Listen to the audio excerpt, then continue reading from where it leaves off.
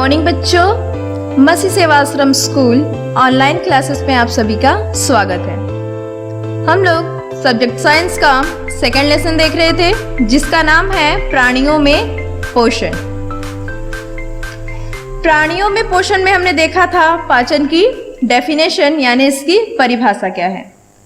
तो पाचन की परिभाषा क्या है? जटिल पदार्थों का सरल पदार्थों में परिवर्तित होना या टूटना विखंडन कहलाता है तथा इस क्रिया या इस प्रक्रम को हम पाचन कहते हैं। आज की क्लास में हमें देखना है मानव में पाचन किस तरह से होता है।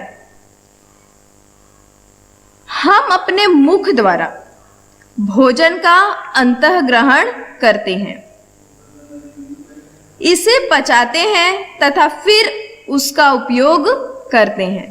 हम जो भी भोजन खाते हैं या जो भी चीज खाते हैं उसका अंतःग्रहण हम अपने मुख से करते हैं।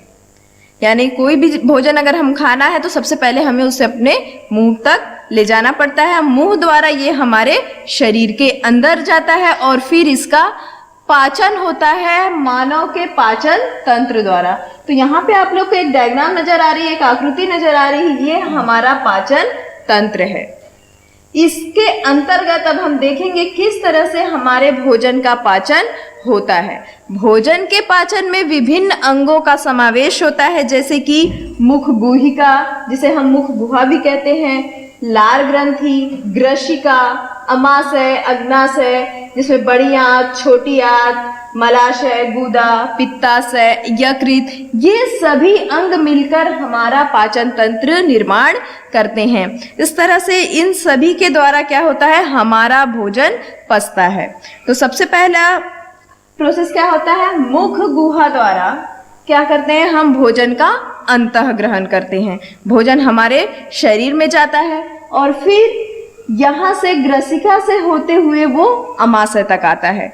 हम पहले क्या करते हैं, भोजन मुख में डालते हैं, जिससे हमारी जो भोजन हम क्या करते हैं मुख में जो पहले डालते हैं तो यहाँ एक लार ग्रंथि होती है हमारे मुख में। यहाँ से क्या होता है, कुछ पदार्थों का यानी कुछ लार ग्रंथि द्वारा कुछ पदार्थों का क्या होता है, श्राव होता है, जिसे हम पाचक रस कह सकते हैं। लार ग्रंथि से उसका सिक्रेशन होता है, श्राव होता है और वो फिर हमारे भोजन को क्या कर देती है, मीठा बना देती है। आप लोग देखे होंगे कभी अगर हम ऐसी रोटी खा रहे हैं सूखी हुई, ठीक है, तो उसे जब हम थोड़ी देर तक चबाते हैं तो उसका स्वाद हमें थोड़ा सा मीठा लगने लगता है, तो वो होता है हमारी लार ग्रंथि की वजह से।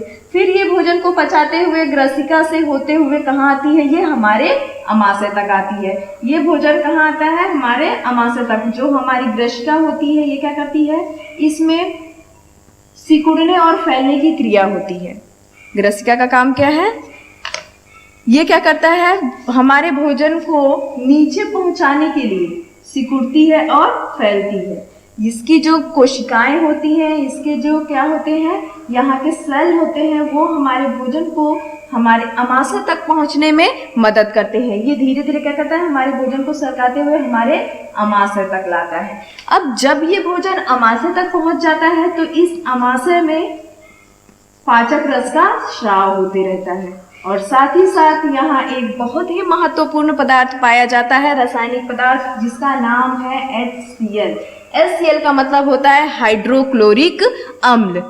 अम्ल यानी कि हमारे भोजन को यहाँ क्या हो जाता है, खट्टा बना देता है।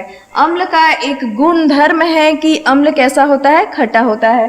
जैसे कि आप लोग नींबू वगैरह टमाटर का टेस्ट किए होंगे, इसमें अम्ल पाया जाता है और इसका स्वाद कैसा होता है, खट्टा होता है। तो यहाँ क्या कर देता है, ये हमारे भोजन को खट्टा कर देता है। साथ ही साथ इसका काम क्या है, अगर कोई पदार्थ ऐसा जो हमारे शरीर के लिए हानिकारक है, वो HCl उसको क्या कर देता है, खत्म कर देता है, यानी मार देता है। जैसे कोई जीवाणु हो गया, बैक्टीरिया हो गया, अगर वो हमारे भोजन के साथ हमारे अमाशय तक जाता है तो HCl क्या करता है, उसको खत्म कर देता है, ताकि हमारा भोजन आसानी से यहाँ क्या हो सके, पच सके। आधे से ज्यादा भोजन हमारा कहाँ पचने लगता है, हमारे अमाशय में, यानी विखंडित हो जाता है और साथ में उसमें HCl मिल जाता है और जिसके वजह से ये भोजन पचने में मदद मिलती है। ठीक है, हमारे दांत होते हैं विभिन्न प्रकार के। मैंने आप लोग को यहाँ बताई, हमारा भोजन यहाँ जाता है और लाल ग्रंथि मिल जाता है, लेकिन उस भोजन को चबाने का काम करने वाले कौन होते हैं? हमारे दांत होते हैं। तो सबसे पहले हम दांत के बारे में जान लेंगे। जो हमारे दांत होते हैं ये 4 प्रकार के होते हैं। सबसे पहले शुरू के जो 4 दांत होते हैं वो क्या होते हैं?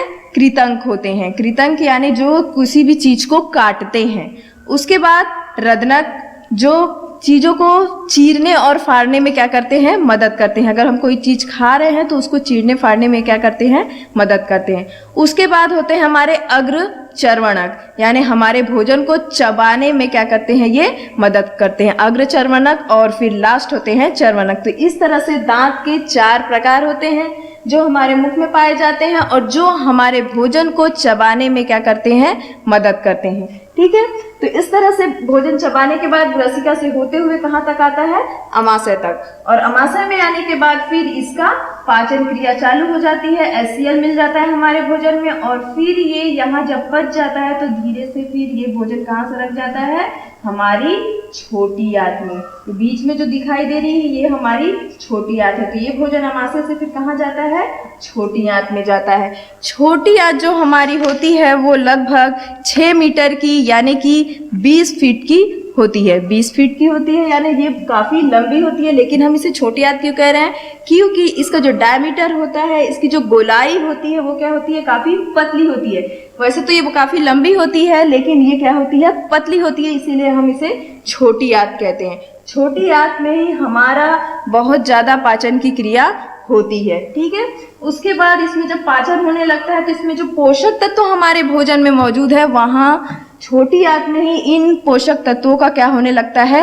अवशोषण होने लगता है। यानी छोटी आंत क्या करती है? इनमें से जो भी हमारे लिए उपयोगित पदार्थ है यानी कार्बोहाइड्रेट, फैट्स, प्रोटीन, विटामिन, इन सभी पदार्थों को क्या करती है? ये अवशोषित कर लेती है। अवशोषित करने के बाद फिर इसका काम क्या होता है? ये हमारी जो क्या होती है?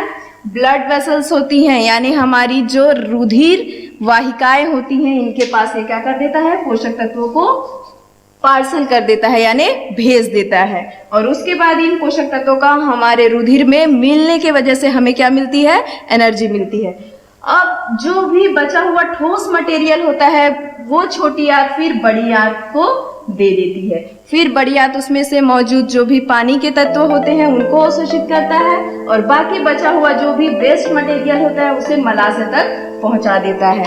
और मलाशय में जाने के बाद वो जो भी वेस्ट प्रोडक्ट है जो हमारे शरीर के लिए हानिकारक है वो गुदा द्वारा बाहर निकाल देता है। तो इस तरह से हमारे शरीर में ये पाचन की क्रिया होती है। आप लोगों का होमवर्क ये है इस पे कि आप लोग को ये जो डायग्राम है, जो आकृति है मानव के पाचन तंत्र की, इसे कॉपी में बनानी है। ठीक है, आज की क्लास में इतना ही। धन्यवाद।